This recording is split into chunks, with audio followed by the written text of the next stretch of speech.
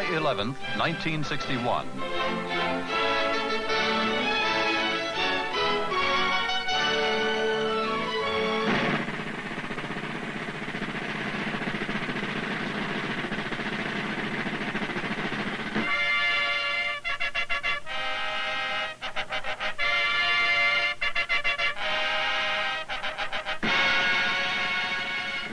Trumpets herald the arrival in Washington of the Pakistani jetliner bearing President Mohammed Ayub Khan.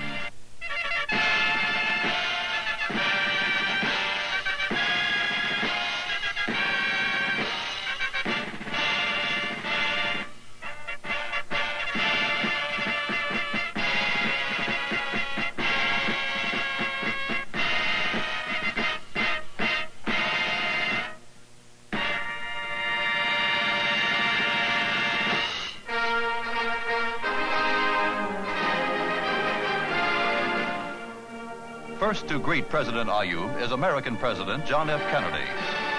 With President Ayub is his lovely daughter, Begum Aurangzeb. The two presidents are joined by American Secretary of State Dean Rusk and other dignitaries. Mrs. Kennedy and Begum Aurangzeb exchange greetings.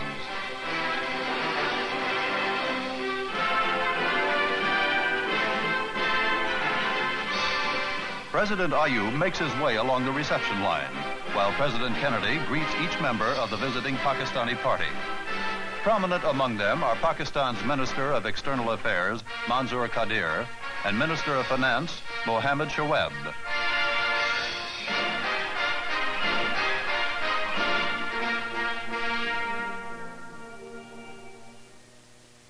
It is a great pleasure and great honor for me to welcome our distinguished visitor, President of Pakistan.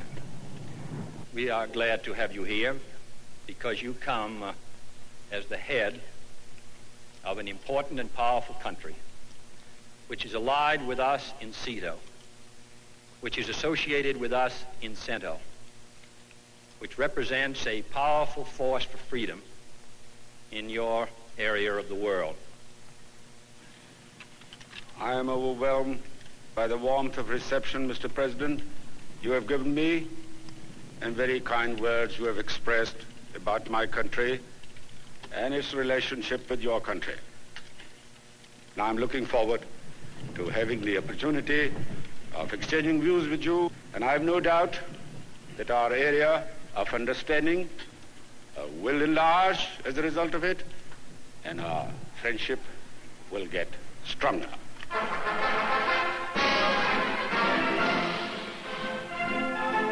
Full military honors are paid to President Ayub, World War II veteran of the Burma Front and the former commander of his country's armed forces.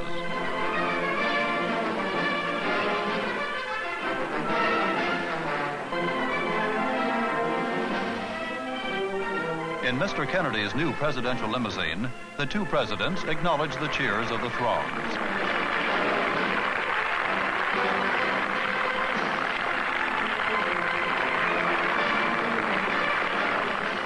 The end of the parade finds the presidential party at the Blair House, the president's official guest house, where the distinguished visitor will stay for the first 3 days of his 8-day visit in the United States.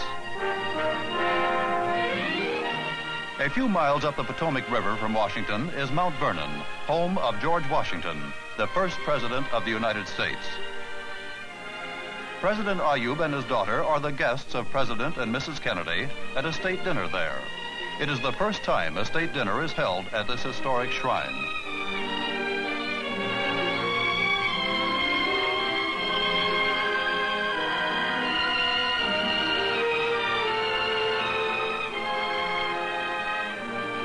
The 16-mile trip provides lovely views of the natural beauties along the banks of the Potomac.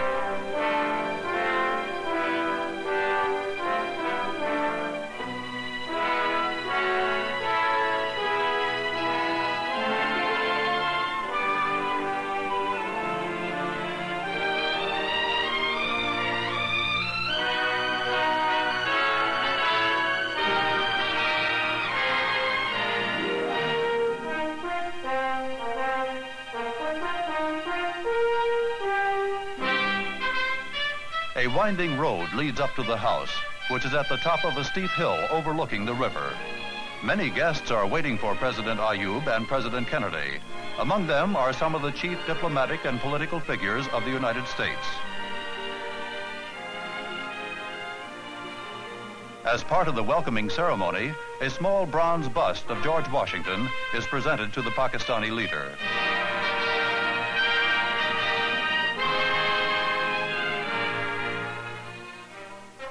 As a special entertainment, a military pageant of colonial times is enacted. A platoon of soldiers dressed in the period of the American Revolution performs a drill. A fife and drum corps furnishes music of nearly 2 centuries ago.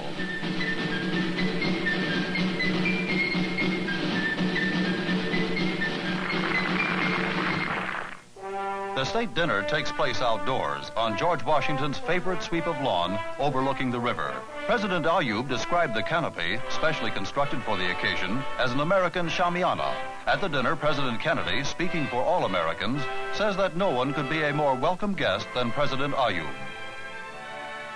The following day, President Ayub goes to fulfill one of the primary purposes of his trip to the United States: to exchange views with President Kennedy and to become personally acquainted with him. Before an unusually large representation of the international press, President Ayub confers with President Kennedy and Vice President Johnson. They stress the need of the nations of the free world to attain unity in order to promote international peace and ensure national security.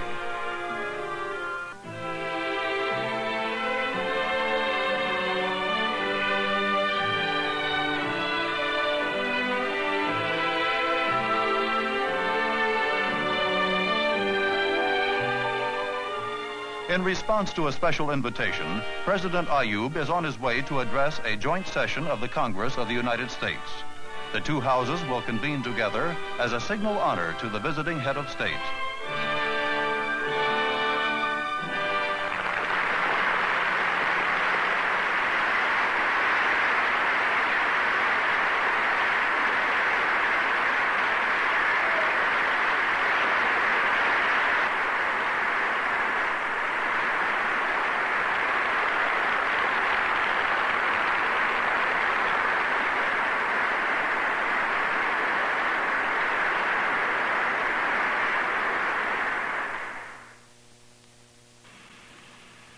I regard it as a great privilege to have been given the opportunity to address this august body, the most powerful and the most distinguished representative institution in the world. I come from Pakistan. In his address, President Ayub reviews the grave problems which face his country. He tells the representatives of the American people that if Pakistan is to retain its dearly loved freedom, it must modernize its education, its agriculture, and its industry. He acknowledges the great value of American assistance to Pakistan and states that his country takes a keen interest in the way things go in the United States. Ending his address, he expresses his confidence that the friendship between Pakistan and the United States will continue to grow in strength.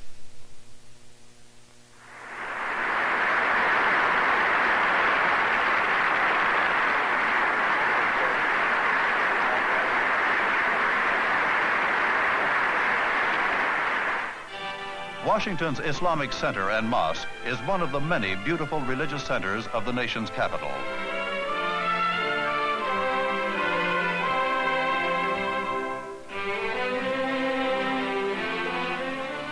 President Ayub arrives to visit this place of worship for Washington's Muslims.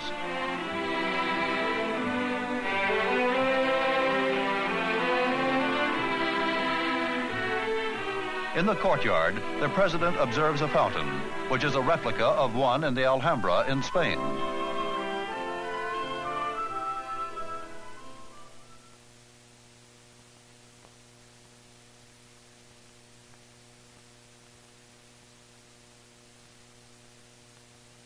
The visitor is guided through the mosque by its director, Dr. Mahmoud Hobala. Dr. Hobala explains the varied cultural and educational programs of the Islamic Center. President Ayub is pleased to visit this great center in America for research on Islam.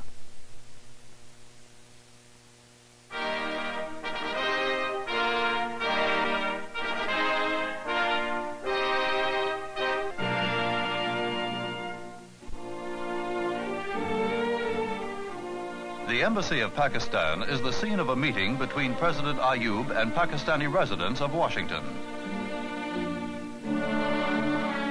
Speaking to students among them, the President stresses the importance of their coming to the United States to study.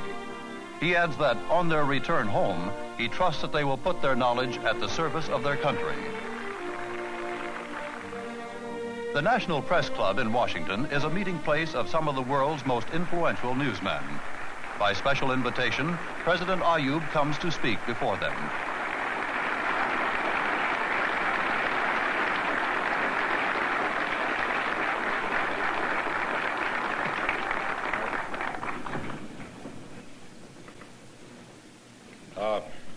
Mr. President and gentlemen, I feel rightly honored to have been given the opportunity to come to this world-famed institution and to have the opportunity to see you gentlemen.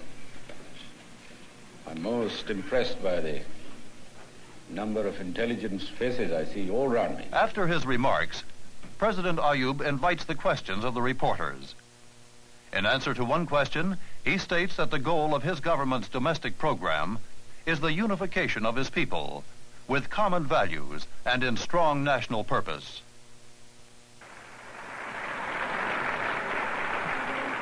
The newsmen respond warmly to the outspoken and candid answers of the Pakistani leader.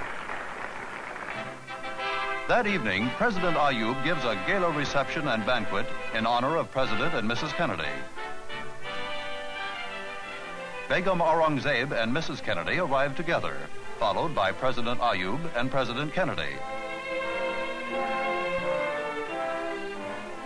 Former President Eisenhower and Mrs. Eisenhower are also guests. Prominent at all the official functions are Ambassadors Aziz Ahmed of Pakistan and William Roundtree of the United States.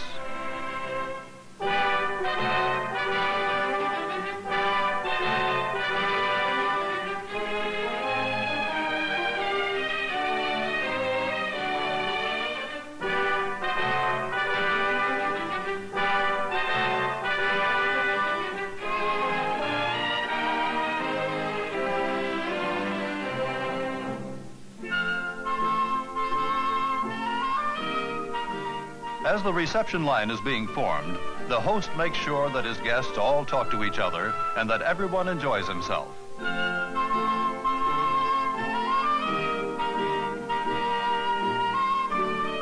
Washington's most brilliant political and diplomatic figures are President Ayub's guests. This glittering gala is a fitting climax to his Washington visit.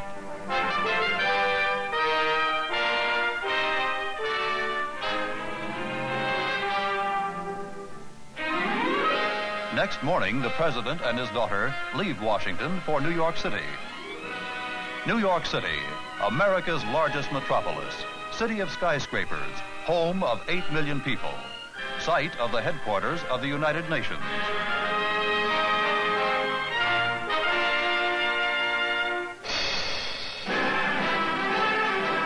The welcome traditionally reserved by the city for its most distinguished visitors is a ticker-tape parade. Tons of confetti and festoons of paper ribbons are showered on President Ayub as he makes his way up the thronged thoroughfare.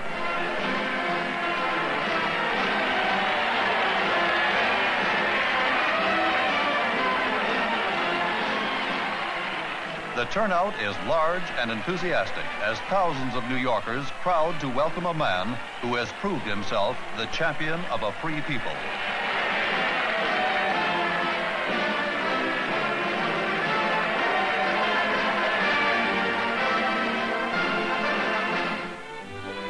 In quieter surroundings, President Ayub attends a reception given in his honor by New York Mayor Robert Wagner. The garden of the mayor's residence is filled with people who have come to greet the president. A young, pretty New Yorker presents the visitor with a symbol of the city's friendship. Among the fortunate people to have the opportunity of meeting the president are diplomats, New York political leaders, and distinguished private citizens.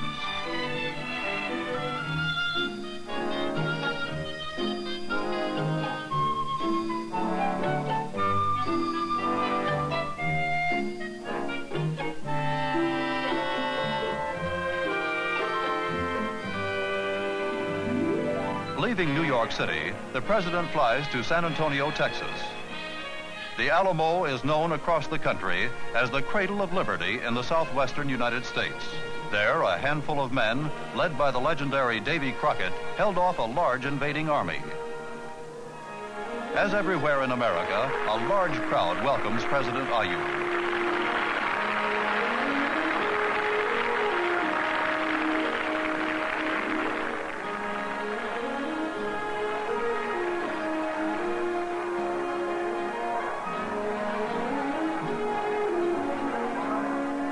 Vice President Lyndon B. Johnson, a native of the region, accompanies President Ayub on his tour. From San Antonio, they go to Vice President Johnson's ranch, where everything has been prepared to welcome the president. He and Begum Aurangzeb are to be weekend guests there. An old-fashioned Texas barbecue has been laid out for the visitor. This is a help-yourself occasion, with everyone taking as much or as little as he wants. 50 Pakistani students are guests at the ranch. The informality makes it possible for them to talk to the president about their studies. The president is not familiar with the tin cup from which coffee is traditionally drunk at these affairs. A band of singers in Mexican dress provides entertainment for the guests. Mexican culture is very much a part of life in Texas and the American Southwest. The state capitol at Austin is President Ayub's next stop.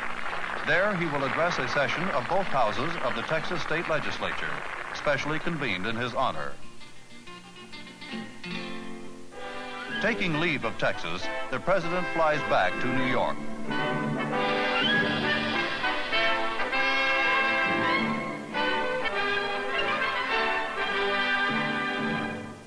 In New York, the United Nations prepares to welcome one of its staunchest supporters.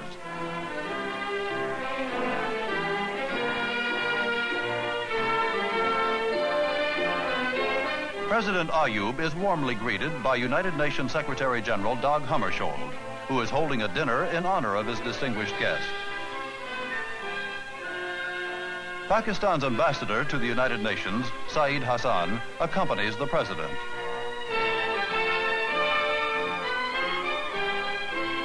The President and the Secretary General take advantage of their meeting to hear each other's views on many questions of international importance. They conclude that Pakistan's continued cooperation in the United Nations will result in immense mutual benefit.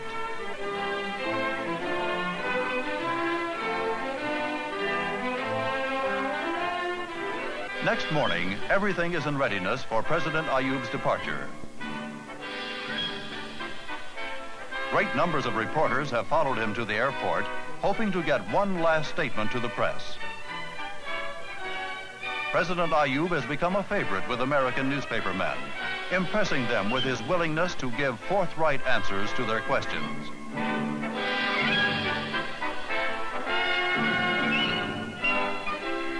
The distinguished visitor hears a word of farewell from the New York policeman who escorted him to the airport. He tells reporters that he is struck by the warmth and spontaneity with which the American people welcomed him wherever he went.